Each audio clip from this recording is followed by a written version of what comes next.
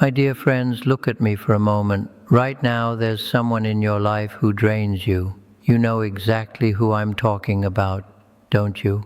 Be honest with yourself. That person who leaves you exhausted, anxious, heavy. I see you nodding.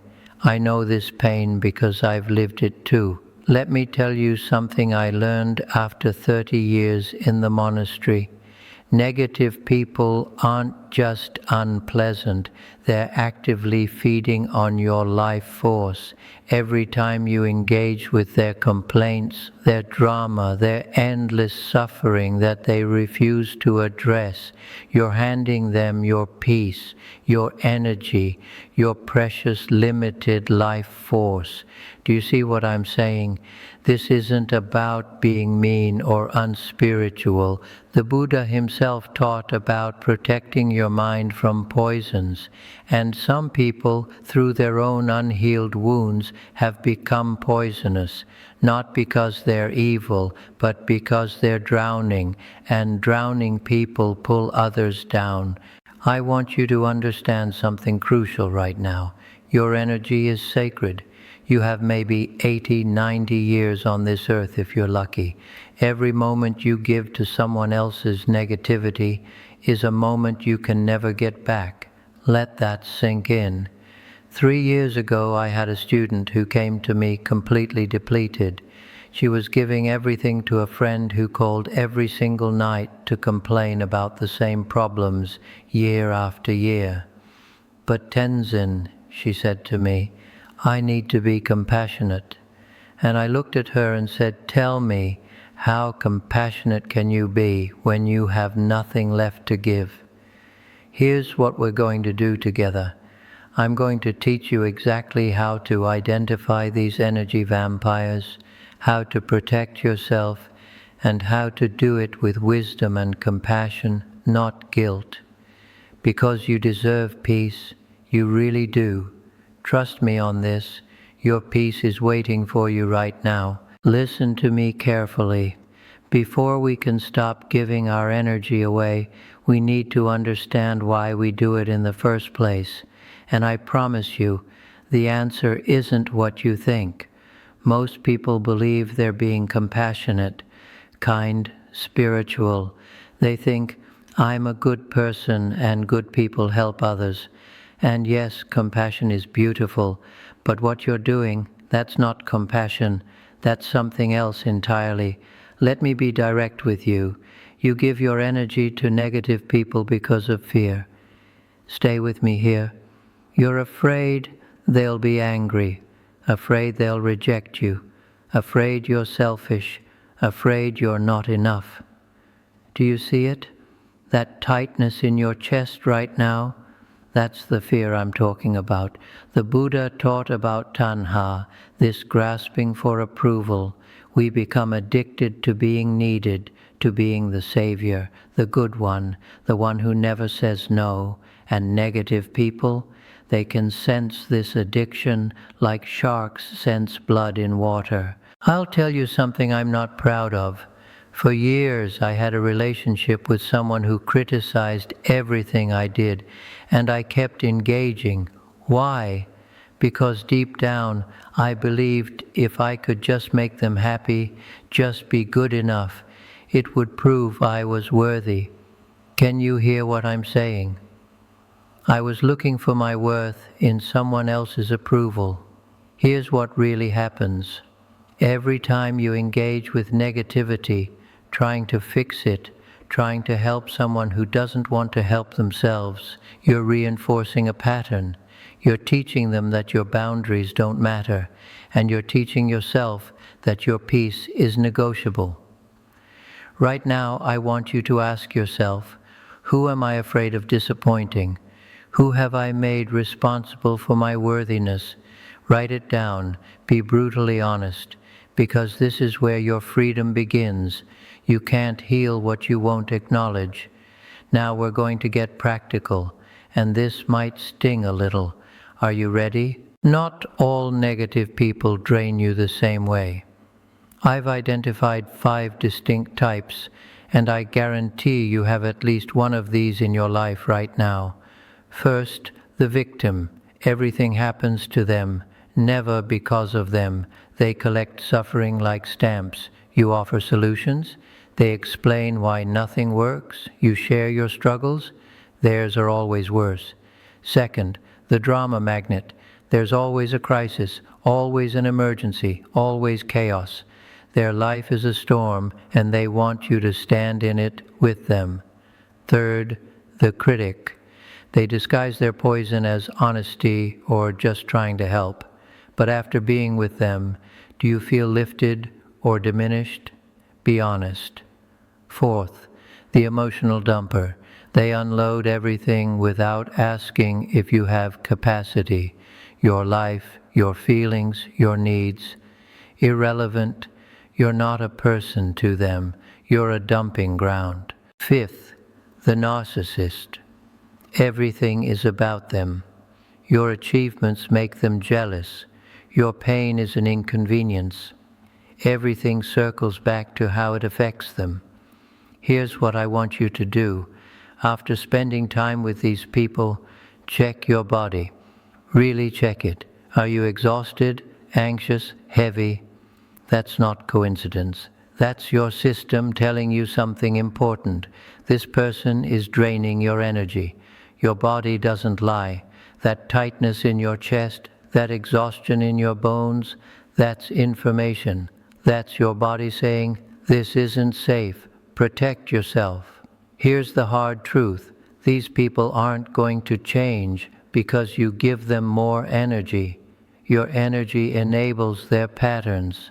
It's like feeding pigeons and wondering why they keep coming back. So tonight, make a list. Who are the energy vampires in your life? Name them, all of them. Don't judge yourself. We all have them. But you can't protect yourself from what you won't acknowledge. Now comes the part everyone struggles with, even me.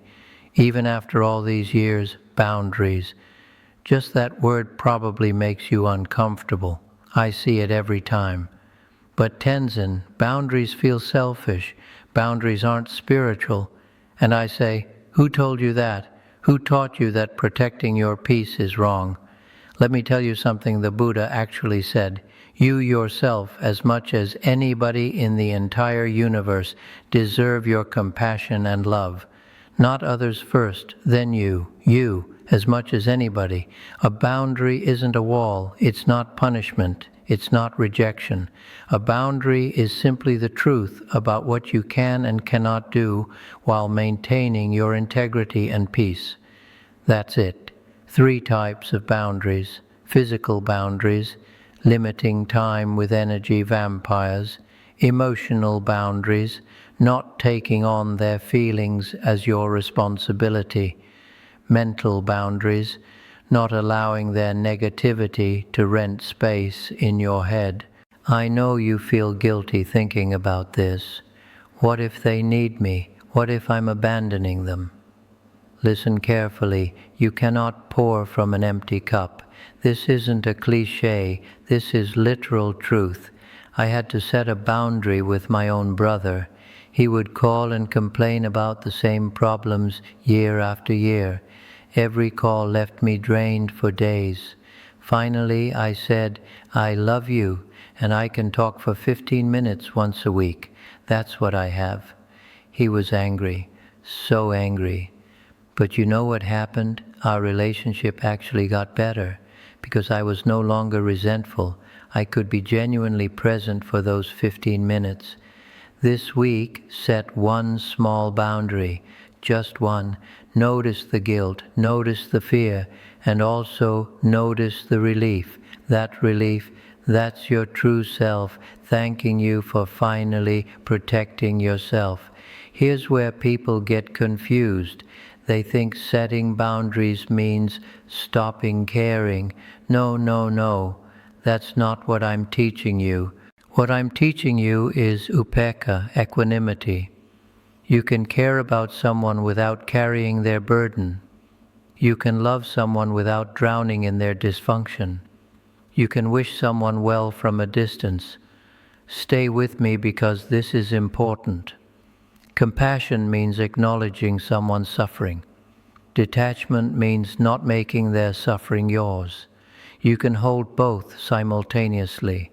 You can say, I see you're in pain, while also saying, I cannot be your solution. You're not abandoning them. You're acknowledging reality, their healing. That's their journey, not yours. Imagine you're standing on the shore and someone is drowning. Unhealthy compassion, you jump in and drown with them. Healthy compassion, you throw them a life preserver while keeping your feet on solid ground. The Buddha said, you can't force a seed to grow faster by pulling on the sprout. Each person has their own timing, their own lessons, their own path. Your job isn't to walk their path for them. Right now, I'm giving you permission. It's okay to love someone and still protect yourself from them. It's okay to pray for someone's healing without being their healer. It's okay to hope the best for someone while maintaining distance. When that energy vampire calls, you can respond with genuine kindness while still protecting your space. I hear you're struggling. I genuinely hope you find support. I'm not available right now. See? Compassionate and boundaried, both. Here's the hard truth. Some people don't want solutions. They want witnesses to their suffering, and that's okay. That's their choice. But it doesn't have to be your choice to witness it. This week, practice saying, I care about you, and I can't carry this for you. Feel how that sits. You can care without carrying. Look at me. What I'm about to teach you is practical, specific, and it works. I promise you, your energy isn't abstract. It's real. You feel it when it's drained, and you can learn to protect it. First, the morning practice. Before you interact with anyone, sit quietly for 5 minutes. Take deep breaths. Imagine roots growing from your body into the earth. You're grounded, you're solid. Then visualize a boundary of light around you, not a wall, a permeable boundary. Love and kindness can flow both ways, but negativity, drama, they stop at that boundary. Second, during the interaction, when you're with a negative person, become the observer. Watch their negativity like you're watching a movie. You can acknowledge it, but you don't absorb it. You remain separate. Breathe consciously. When they start dumping negativity, take slow, deep breaths. This keeps you present instead of getting swept into their story. Silently repeat, I am not responsible for your suffering. I am responsible for my peace. Say it until you feel it. This becomes your anchor. Third, after the interaction, after being with an energy vampire, you need to cleanse. Take a shower and imagine washing their energy off you. Go for a walk. Shake your body. Do something that reminds you where you end and they begin. I do this myself. Every time I teach, I interact with hundreds of people's energy. If I didn't protect myself, I'd be depleted within days. This isn't selfish. This is survival. Practice these 3 techniques this week, morning, during, after, and notice how different you feel. Your energy is precious, it's limited, it's yours, and you have every right to protect it. Here it comes, the question everyone asks. But Tenzin, what if the energy vampire is my mother, my sister, my spouse? What if it's family? Listen carefully. This is where the work gets real. Setting boundaries with family is excruciating. It goes against everything we've been taught. Family first, right? But here's the truth. You can honor someone and still protect yourself from them. Family guilt is the deepest guilt. My own mother was deeply critical. Every conversation left me feeling inadequate. For years I endured it because she was my mother. Then my teacher said, does suffering because of your mother's pain honor her? Or does your peace honor her more? Here's what nobody says. Being family doesn't give someone the right to drain you. You can love someone deeply and still say, I need space. With family, boundaries look different. Maybe shorter phone calls, maybe avoiding certain topics, maybe seeing them less frequently, but showing up more fully when you do, maybe having a buffer person present. I had a student whose father was emotionally abusive. We worked on boundaries together. Was he angry? Yes. Did he guilt her? Absolutely. But after 6 months of her holding firm, he started to shift. He realized her access wasn't guaranteed anymore. It's okay to love your family from a distance if that's what your peace requires. It's okay to break generational patterns. Your children deserve to see you protecting your peace. That's the legacy worth leaving, not martyrdom, but healthy boundaries. You deserve peace in your family relationships. If your family can't give you that, you deserve to protect yourself. That's not betrayal, that's survival. My dear friends, we've come to the final teaching. It's not enough to stop giving energy away. You need to reclaim it. You need to become so full of light that negativity can't touch you. Here's what I've learned. The best protection is becoming so grounded in your own peace that chaos can't penetrate you. Imagine a candle in a storm. If it's weak, the storm blows it out. But if it's strong, the storm rages and the light remains. Every single day, fill your own cup first before checking your phone, before responding to anyone, before giving 1 ounce outward. Meditate, pray, journal, move your body. Do something that reminds you who you are. Here's what fills you: nature, silence, people who respect your energy, creative expression, joy, laughter, beauty, truth, love that's reciprocal. Do more of these things, actively, deliberately. I've watched thousands of students do this work. The negative people either change how they interact with you or they fall away naturally. Why? Because you're no longer available for the old dynamic. You've shifted. You came into this world with light. Somewhere along the way, you learned to give it away. But it's not gone. It's waiting for you to reclaim it. Starting today, every morning ask, what do I need to stay in my light? Then do those things. Every evening ask, did I honor myself today? Be honest. Try again tomorrow. Go in peace. Protect your energy fiercely. Love yourself as deeply as you love others. Set boundaries without guilt. Remember, you are not responsible for anyone's healing but your own. Thank you for your courage. You deserve peace. You really, really do. Now go live your life. Go protect your energy. Go shine your light. The world needs it, but first, keep it for yourself.